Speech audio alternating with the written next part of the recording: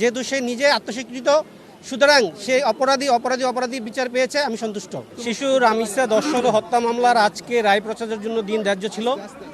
এই মামলায় আসামি সোহেল রানা এবং স্বপ্না খাতুন, এই আসামিদ্বয়ের পক্ষে কোনো আইনজীবী ছিল না।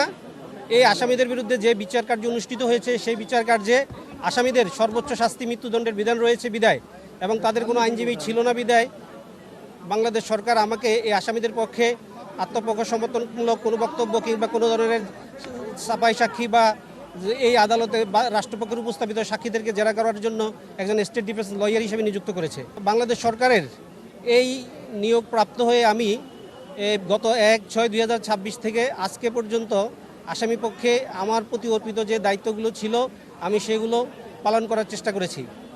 যেহেতু এই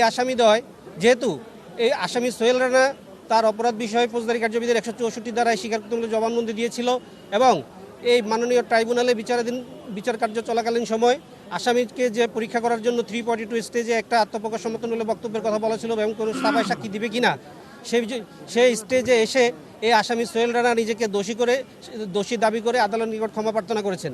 যেহেতু এই আসামি আদালতের নিকট 164 ধারা জবানবন্দিও দিয়েছিল এবং মাননীয় বিচারিক আদালতের নিকটও সে নিজেকে দোষ স্বীকার করে অনুকম্পা চেয়েছে, সেহেতু এই আসামি এই কথিত চাঞ্চল্যকর ঘটনার সাথে এই সংশ্লিষ্ট নিজেই স্বীকার করেছে এবং সে সাফা সাক্ষী দেয় নেই। আমি যেহেতু সে সাফা সাক্ষী দেয় নাই, তার মানে সে অপরাধী প্রকৃত তার সাজা পেয়েছে, ন্যায় বিচার নিশ্চিত হয়েছে আমি মনে করি। সরকার একটা মেসেজ দিতে চায় রাষ্ট্রের কাছে, সমাজের কাছে, মানুষের কাছে, সেটা হচ্ছে অপরাধী অপরাধ করে পার পাবে না এবং এদের নৃশংস কোনো ঘটনা যেন পুনরাবৃত্তি এই দেশে না ঘটে, সেজন্য এই মামলার বিচার কি একটি নজির হয়ে থাকবে এবং সবার জন্য একটা শিক্ষণীয় অ্যাওয়ারনেস সৃষ্টি হবে।